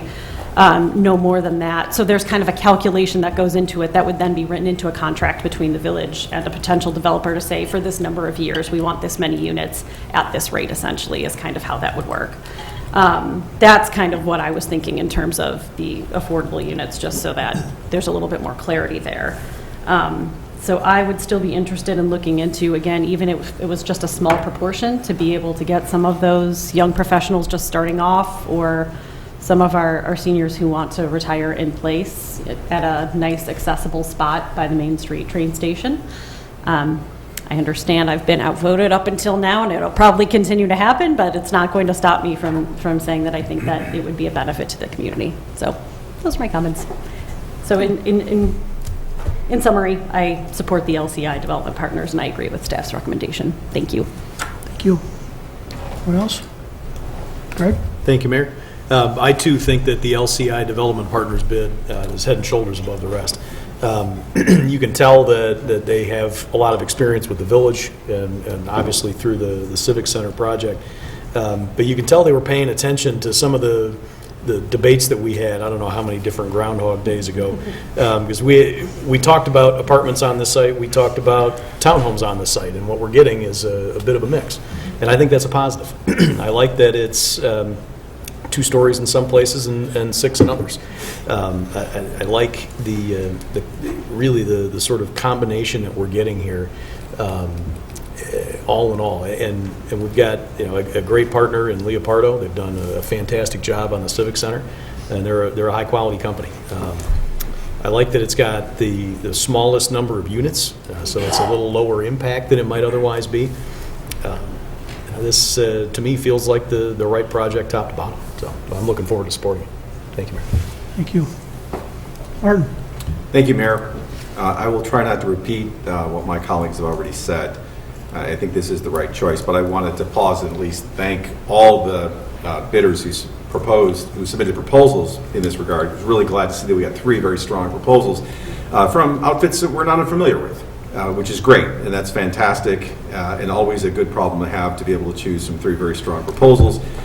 But likewise, I think LCI Development Partners is the easy choice, particularly because oftentimes we have to struggle with density versus our financial goals, and we do not have to do that here, which is very nice. We are achieving our financial goals, which was to ultimately minimize, to the extent possible, the impact of the police station and Village Hall project on the community, and this does that but not at the sacrifice of adding more density than I think we would otherwise like. So that was very welcome to see.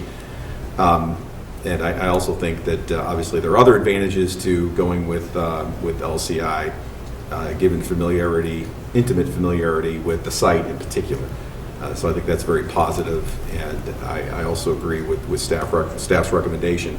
I won't belabor the issue about the request that was made when this was first put out to RFP, and I obviously appreciate and understand and respect Commissioner Sadowski-Fugit's comments about entering into some kind of agreement here with the developer, which, by the way, would only be the developer for some point in time. Eventually be turned over to a homeowners association, so I'm a little weary about saddling future people with that kind of an obligation that they may not ever want to take on or have expected to take on. But I'll just repeat again that, at least in my view, and it's just my view, this was not a component of what was sold to the community. Our obligation was to minimize the impact on the community from this project. I think this does that. I would like to stick with that. And I also think there are probably much more effective and meaningful ways to achieve the stated objective than this project. Thank you, Mayor. Thank you. Chris? Yeah, thank you, Mayor. From a design standpoint, I won't repeat too much, but I think LCI definitely came out ahead in my view for lots of the reasons that were already mentioned. I think, and I think their familiarity with our with the site and with our staff, I think goes a long way. As it pertains to affordable housing, I do think that there was when we had the conversation last time, there was a lot of discussion about what was presented to the public, and it was sold. And in fact, the goal is to maximize our revenue. And by the consensus here so far, we're not actually doing that. We're not maximizing our revenue. We're trading some of that revenue because we could build a 200 apartment building, but we're making choices based on that. So the goal of maximizing revenue, we're sort of saying, well, we're getting enough revenue, more than what we expected, so that's good enough. And I would ask that application go to, that same approach go into considering the affordable housing component. One of the things I've understood from meeting with staff is that LCI actually has quite an expertise in affordable housing and ways to incorporate that into a place like this in a way that wouldn't have perhaps the impact. I don't want to speak out of school. I'm not exactly sure how they do that. I would be very interested to learn more as this process moves forward. But we are making decisions based on what we want to see, and it isn't just the revenue. And I think it is important that while none of the bidders included in their RFP, I think my assumption on that is because it allowed them to put forth their best price offer. But I think the conversation is still worth having, especially if, as this group seems to be leaning towards LCI, we have a partner who has some real experience and expertise in this area to understand what that impact would be. I think that was the intent of including it in the RFP, was just to try to understand if we had 10% or 10 units, what would that mean? And we candidly, we just didn't get that answer because I think for business reasons, to be honest. I think should we move forward with LCI, I would still support some discovery of that, some understanding of what that can mean, because I still believe in the idea of setting that example as a village. This is one of the rare properties we own as a village that will be turned into housing. And I think we owe it to our community to represent in that way. And I think it can be done in a way that fulfills what we're looking to do, again, which the goal of that revenue is certainly still there. So I support LCI for many, many reasons. And I think this affordable housing idea is one of those many reasons. And I would look forward, should we choose them, to trying to further that discussion, just to understand the impact, just to understand what we could do, because I think we could have, we could sort of have our cake and eat it too. So that's my comments on it as of today. Thank you, Mayor. Thank you. Anyone else? Mike? So I'll speak to this just a little bit. I think it's unfortunate that in years past, there wasn't much effort put into gathering data, looking at what is the need, where is the most need, how much does it exist, and we know that it exists, but and how can we have the most impact, right? We don't have that information yet. So if we had, I think past councils could have put into this plan something meaningful, because what would be the right number of units to make affordable here? 1, 2, 4, 10? I don't know. I just think I like the idea of, I understand the idea of setting the example. I do, but unfortunately, I just don't think this is the place to do it. I think we have some really fantastic opportunities to do some meaningful, robust things that will really have an impact on diversifying our housing stock in this town. And the first step towards that would be to gather some more data, and I know that there's some opportunities maybe to do that through municipal league and this sort of thing. So I'd be supportive of that. And then just in response to the notion that we're kind of making a compromise in terms of we could have it's within our purview to allow for a 10-story building there or a 20-story building there, right? So all of these proposals actually kind of fit within the range of what we asked for. So I don't see us really kind of making this a judgment by going with the LCI proposal, the fact that it's not going to generate quite as much, that we're not maximizing what we could be doing there. I think all three proposals were kind of hitting in that range that we asked for, and here we are. And so we're making a decision based on which proposal is the strongest, balancing a lot of factors that we're looking at here. But I don't want to. We spent a great deal of time on this topic when we first decided to put the RFP out. So I've already said more than I wanted to say. Sorry. That's what we're here for. Chris? Yeah. Two things I would just say to that. First, I don't know the right number either, but we have a partner here who I understand has had experience doing this. So I think there's an opportunity to learn from them. And secondly, I look at the numbers a little differently.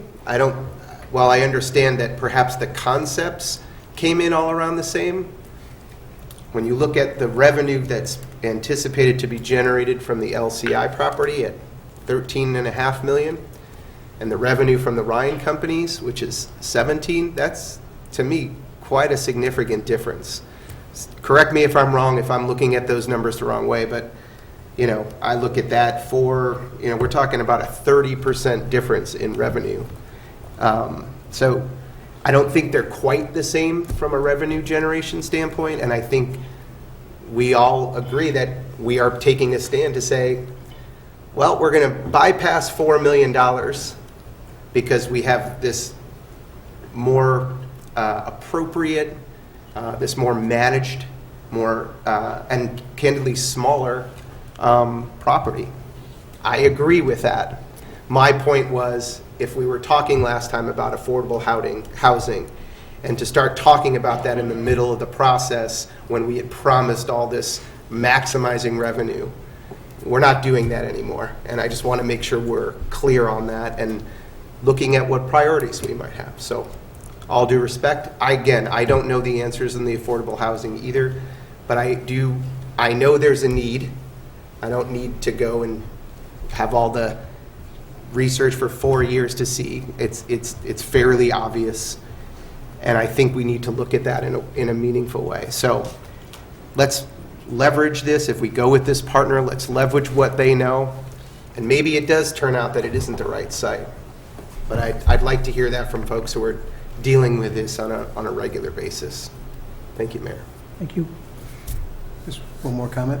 This is intended to not be it's supposed to be discussionary. I wish we were in a round table, to be honest with you. Got it. So don't apologize. So, not responding to that, but kind of a redirection here.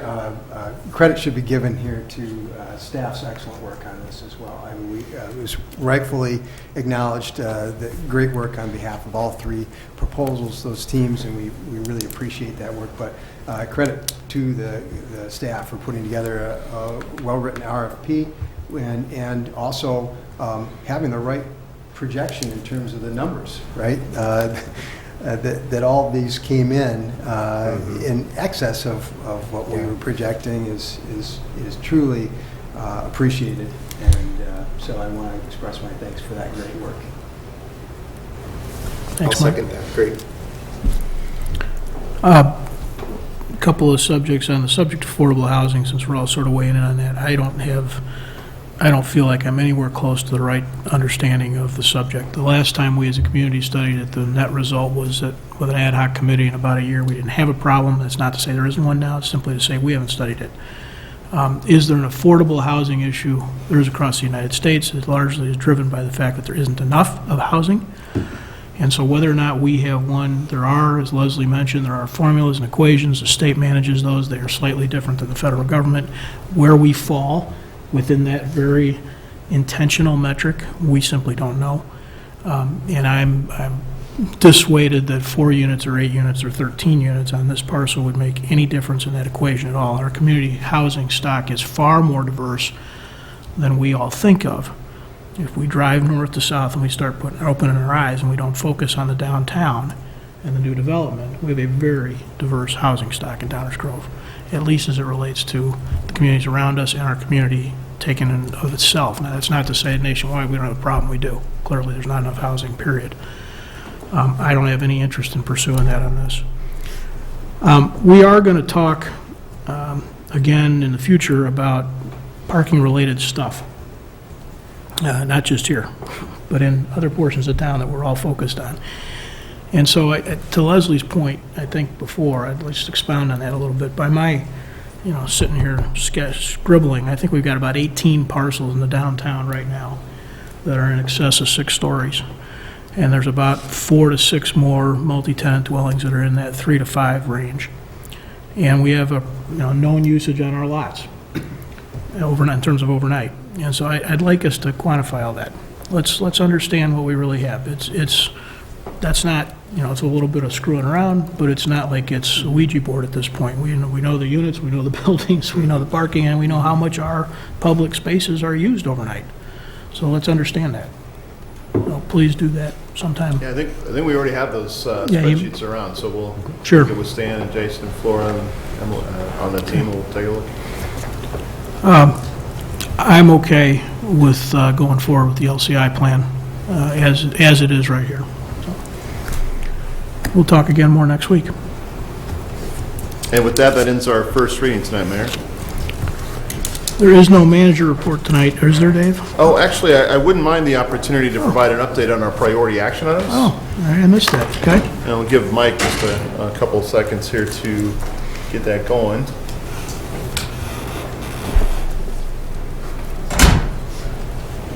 That's right. While Mike gets the PowerPoint, I can hit the highlights here real quick. We discussed during the preparation of the long-range plan with the number of projects on our plate that we'll continue to provide monthly progress reports to the council and the community. We do have several projects that we're undertaking right now, and there are 3 or 4 that aren't even planned to start until next year. So we'll just give updates on the ones that are on the schedule for now.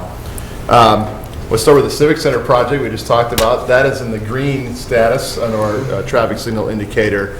That is going quite well, and Mike will continue to give us the video updates. We'll have one again next week. We completed 2 projects already. Replace the ERP and update the building codes.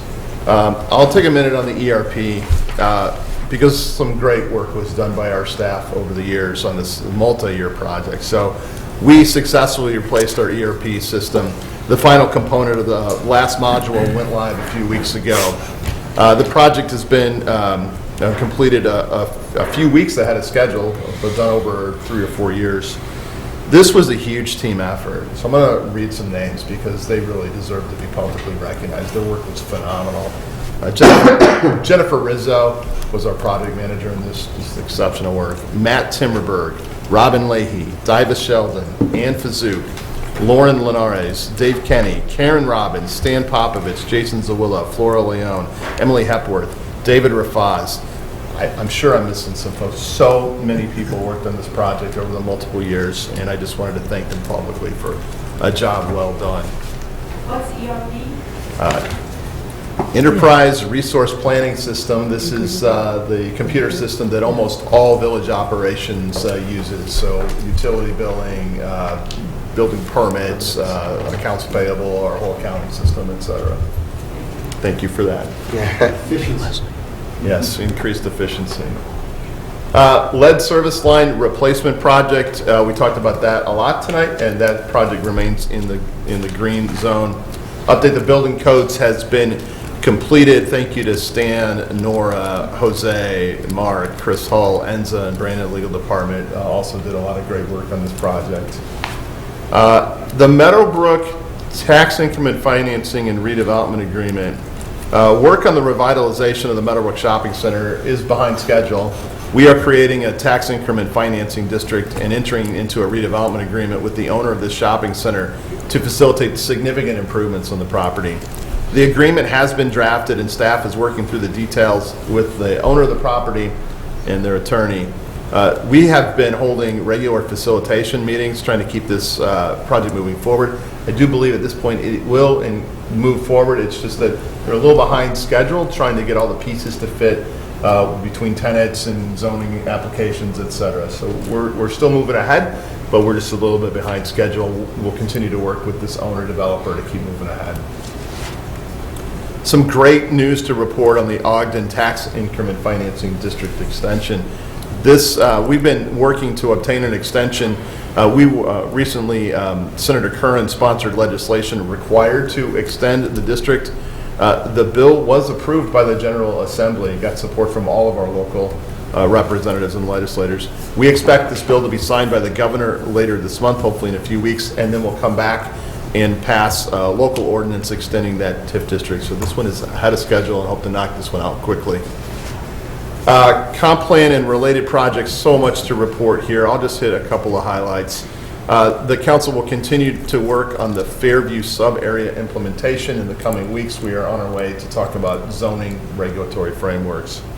The Environmental Concerns Commission will start their work related to preparing an environmental sustainability plan later this week on, I think it's Thursday, November 16th.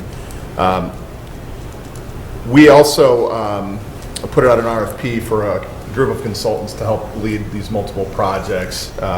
We did receive 3 proposals, again, very strong proposals. We're in the process of interviewing those firms. We will bring forward a discussion of this in the coming weeks for the council to select that team. Review DEI practices remains in the green area. We continue to do staff training and we'll be compiling our year-end data here soon. Public safety pension stabilization we just talked about as part of the budget process. And video gaming we talked about here tonight. So just we didn't get to see all this in one slide. I'll just put it up on the screen for everybody to see. Most projects in green, 2 projects completed, 1 project a little bit behind schedule. So we're making great progress and we'll continue to move quickly on all these projects. Happy to answer any questions. Council questions? Dave, I've just got one on Meadowbrook. I can't remember, I don't think we had any milestones in terms of dates, required activity, action by the developer. Otherwise, sort of the deal was off the table, if you will. Right. But at some point, we probably should be talking about that simply because of the work volume that's necessary. And our attempts as a community of helping facilitate something are worth doing, and it could be a really good thing for the neighborhood in particular, but it shouldn't just sit forever. So I think we'll be meeting with the developer soon and we'll talk through that. Okay. Anything else? That is our report tonight, Mayor. Thank you. Thanks, Dave. Enza, Yes, thank you, Mayor. Only one item tonight to present, and that's an ordinance adopting the fiscal year 2024 budget. That is all, Mayor. Thank you. thank you. I do not have a mayor's report, but fortunately Leslie reminded me. We're going to do council member reports here, but I think we're going to start with Leslie and then Mike and give them a little extended time period to talk some about their recent adventures downtown. Leslie, please. Oh, well, now it feels like forever ago. I think it was September. That sounds right. I feel like since COVID, time really is meaningless. But I want to report back. Mike and I had the pleasure of attending the Illinois Municipal League Conference, which was downtown in about September. So I was just going to share some of the highlights. It was in its 110th year, and it welcomes municipal staff and elected officials from all over the state. So I had an opportunity to talk and network with folks from Waukegan to Bellwood to Champaign to other areas in southern Illinois. So spending time with other elected council members made me very grateful for our expert staff, our engaged public, and our numerous government and community partners. It was clear from all of the sessions that I went to that we do our best work when we collaborate, and we are lucky to have some really great folks to collaborate with here in our area. So some of the highlights. Highland Park had a discussion about their emergency response plans after the tragic July 4th mass shooting. It was a very technical discussion about how the uncertainty of the day led to some challenges, but also some flexibilities that saved lives and informed future planning efforts for them and other municipalities. Their ongoing partnerships with other governments and nonprofits really helped the city to rebuild and heal. So again, that collaboration piece was critical. And a lot of those emergency preparedness we see in our own plans here in Downers Grove, so we can feel good that we have some really bright minds taking care of that here. I also went to 2 sessions about environmental sustainability. The first was the Cross Community Climate Collaborative, or C4, which was a fascinating talk with speakers from Oak Park, River Forest, and Broadview. And the collaborative currently has 14 communities of widely varying socioeconomic status and community makeup. So for example, Broadview is 1/3 residential, 1/3 commercial, and 1/3 industrial. And these communities, rather than competing for resources, are collaborating together to access grant funds to ensure an equitable path forward to combating climate change. So they're working on ensuring all their development projects are EV ready, working on expanding solar and other renewables, working on zero waste and local sustainable food efforts in schools, and more. One quote from the mayor of Broadview, Katrina Thompson, stood out, and she said, "You can't wait to take initiative. You have to be bold." So the second was a session by the Metropolitan Mayor's Caucus, of which we're a member through DMMC, which is the DuPage Mayors and Managers Conference, about the development of the Greenest Region Compact, which we just joined. I will tell you that in speaking with some of the representatives from the Metropolitan Mayor's Caucus, they were thrilled that Downers Grove signed on, and to hear that we are going to be developing a sustainability plan. So since the development of the GRC in 2016, they've been assisting municipalities with finding funds to increase solar availability to residents and businesses, and are hoping to use that model to address other climate impacts. For example, their new EV readiness program, to help municipalities ensure that they are planning for the infrastructure to support the move towards electric vehicles, which of course we heard recently in our own planning. So it's great to have, again, some partners in the area that can help work on this together. They also hope to soon release metrics, tracking, and reporting templates for municipalities to show their progress in advancing the Greenest Region Compact's goals. So one good example that they have been using is Sustainable Jersey from New Jersey as a model. So that is something that you can kind of take a look at online, and they have metrics that are regularly updated. So they've been working with them to try and figure out some good metrics moving forward. Also related to sustainability and community development with a focus on collaboration was a session that both Commissioner Davenport and I attended, which was Champaign, Urbana, and their engineering consultant about the redevelopment of Boneyard Creek. I am not originally from Illinois, but I am sure that a lot of folks who went to U of I are familiar with this. Sorry, I went to Ohio State for graduate school. The story began in the 90s as they planned for this extensive redevelopment of the Boneyard Creek area as a result of regular catastrophic flooding that they knew would take several phases, several decades, and tens to hundreds of millions of dollars. But they did not let what may seem like an unwieldy and daunting order deter them from their vision. At that time, both municipalities enacted their stormwater utility fee, similar to ours, except there were no exemptions. because of the fact that stormwater falls on all permeable surfaces. And using these funds, they've completed 4 phases of the 7, and they're currently working on the 5th phase. As a result, estimates suggest that they've gained $750 million in redevelopment opportunities to date from the 90s because they were able to improve the stormwater. And so there was actually a lot more economic development that was brought in because now their streets aren't flooding and folks don't need canoes to get down the street. But much like the mayor of Broadview said, they were not complacent and they decided to be bold. They took on projects that went beyond the status quo, and while they do have one large, very boring retention basin, and to be fair, they also described it as very boring, when they moved forward, they were creative with their project. So rather than continuing to just add large holes in the ground, as they were clear, it is a very large hole at the Green Street Basin. They created a second basin at 2nd Street that has park amenities in Scott Park. It has ecological value as a habitat for native plants and animals. There are bike and pedestrian paths throughout the area. And so they kept moving through the crossing into the heart of Urbana, where their goals were to create community connections using bike and pedestrian paths, connecting streams to floodplains, building a large amphitheater as a community gathering space, which actually floods by design, which is fascinating to me. And they even transformed a trestle bridge that was formerly an eyesore into a public art gateway between the 2 communities of Urbana and Champaign. They purchased extensive properties nearby, much like we've done in some of our St. Joseph Creek corridor, for these projects to ensure proper stormwater management while also offering amenities like playground equipment and gathering space. They plan to build a new transit center nearby to make access even more seamless. So it was a really inspiring partnership between 2 municipalities as well as private entities. And finally, I went to a session about fair and affordable housing, which was a collaboration between the Metropolitan Mayor's Caucus and 2 nonprofits.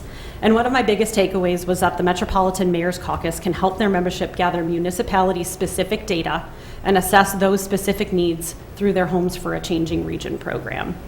So they can provide analysis of a community's existing housing supply that compares the type and price of housing stock to the age, income, and tenure of the population, a sub-regional housing analysis that identifies opportunities and gaps in the housing profile and looks for opportunities for collaboration, a workforce housing analysis that focuses on the match between the sub-region's key employment sectors and the existing housing stock, a market segmentation analysis that uses an industry standard data to separate each community's housing markets into key household types, design, planning, and facilitation of one public workshop for each community, a series of policy and strategic recommendations to create a balanced, sustainable future housing supply, and they can design visualizations in a focus area for each community.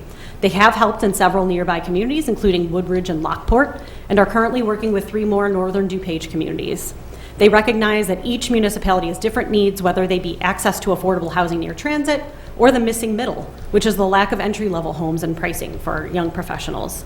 So through this program, municipalities have access to grants and other opportunities that will help fill those gaps. So since there is interest from my fellow commissioners about gathering data, hopefully we can move forward and work with the Metropolitan Mayor's Caucus to take a look at this to see exactly what we are missing here in Downers Grove. Because no doubt there's something missing.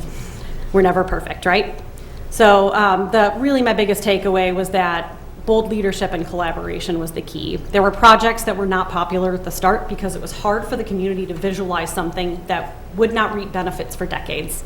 But having an aspirational strategic plan with detailed implementation plans as an additional part, which is really what we're doing with, I think, our bike and pedestrian plan of, we had this wonderful visualization in 2013 and we revisited, but now we're really trying to put that into an implementation plan and ensuring that we have dedication from all our local partners, which I would never doubt in this area, will improve communities for generations. So it was a really great experience. I'm so glad I got to go. It was a mouthful, and if anybody wants to talk about any of those issues in greater detail, I am more than happy to. Thank you so much, Mayor. Thanks for taking the time to go and taking the time to bring that back. Yeah. Appreciate that. Mike? Sure. I'll just hit some of the high points. The opening session was Donna Brazil, and she was a great speaker. Giving me 2 things to think about going away. One was always be honest with each other, and the other was to invite others to be part of solutions, especially when they may disagree with you. So, wise words, I thought. The Highland Park's response to the 2022 4th of July mass shooting, I mean, 7 lives lost, 49 wounded by gunshots, dozens wounded fleeing, mental and emotional scars suffered by thousands.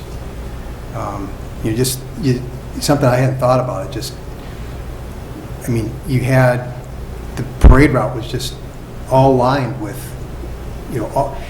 all kinds of people, and they all had to flee right away. Things were left behind. They can't go back and get those things because it's a crime scene now.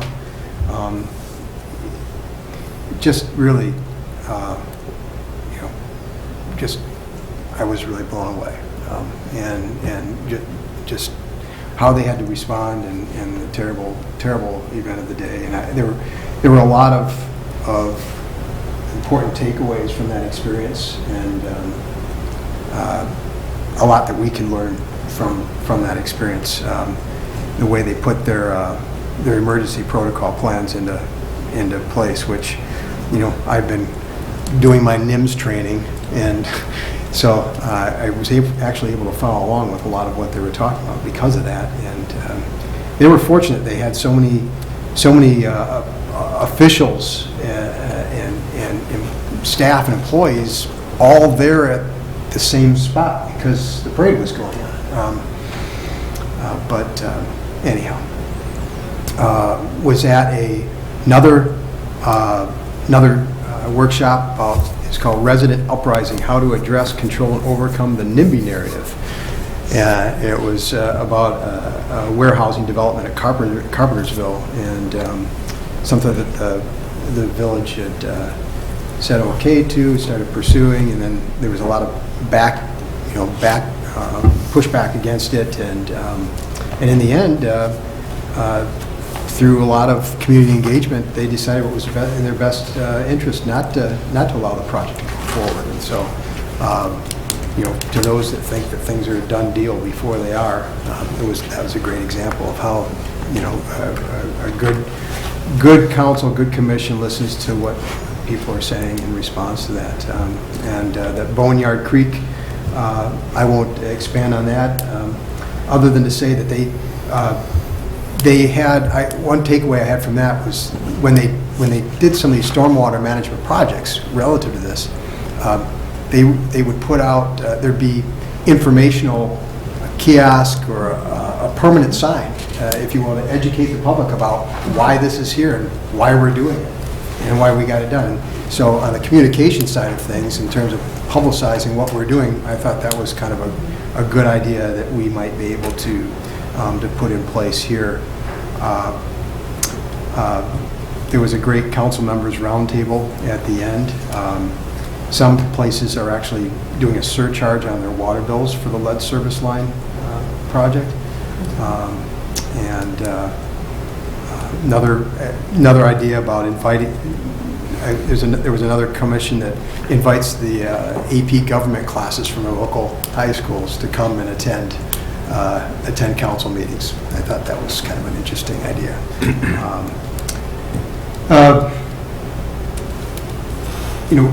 Since we,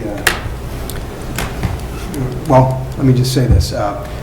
Leslie and I both attended, both went through a tour of West Suburban Community Food Pantry here this weekend, and Hunger and Homeless Week, where we're at now. So it was very timely. I was really struck by, how much of a need there is out there, how hard they're struggling to meet the need. Their great need for volunteers. I had intended to bring the handout they gave us with me, and I forgot it. But if you look it up, I mean, it's just like doubling and tripling and quadrupling the amount of people they're serving, just year over year. It's really something. So they provide such an important need to the community. I believe they do a lot cooperating with other organizations, Fish Food Pantry here in Downers Grove. 60% of the people that they serve at West Suburban Community Food Pantry are Downers Grove residents. So if you don't know where they're at, they're over on Hobson and just past Route 53 in Woodridge. Fish Food Pantry here in town is located in the Downers Grove Township building, and I believe they're probably exempted right now from the stormwater management fee. And if we were to start taking money from them, we'd be taking something from Fish. So, just piggybacking on, that seems to be the trend. That's all I have, Mayor. Thank you very much. Thanks, Mike. Danny, it's on your list. No report, thank you, Mayor. Martin? Thank you, Mayor. Two parts tonight. First part is I want to pick up on Commissioner Sadowski-Fugit and Commissioner Davenport's report. First of all, thank you very much both for attending on our behalf and bringing back this valuable information. I have long thought that there's a lot of value to be derived from going to, not everything, but a number of things offered by DuPage Mayors and Managers Conference, Metropolitan Mayors Caucus, the Illinois Municipal League, and National League of Cities. And as long as we're on the budget, I know that usually there's something tucked away in the manager's office budget for council training and things like that. And I know we can't all do it. I couldn't make the IML this year because we all have those things called mortgage-paying jobs. But I would encourage everyone to, when you can, and take a friend. So I'm glad the two of you are able to do it. Because you really do learn things from the experience of others and bring back great ideas for your own community. And we can count a number of examples where that's exactly what's happened. Someone came back and we adopted it. It was a seed we brought back from somewhere else, and it grew very well here in Downers Grove. Not everything. Also, sometimes you learn about mistakes that you can avoid in other communities. But thank you both for going and representing us. Part two of my report, I have to apologize to my colleagues and residents who live south of 55th Street because it's all going to be Downers Grove North. So first, congratulations to the Downers Grove boys cross-country team on coming in first in state. Yeah. And not to be outmatched, the Downers Grove North girls team came in second in state. So congratulations to both of those teams. Awesome. Number two, right down the street from Downers Grove North, you may know there is a future Hall of Famer, none other than our very own Scoobies. Scoobies, as you may know, is about to become the 150th member of the Hot Dog Hall of Fame.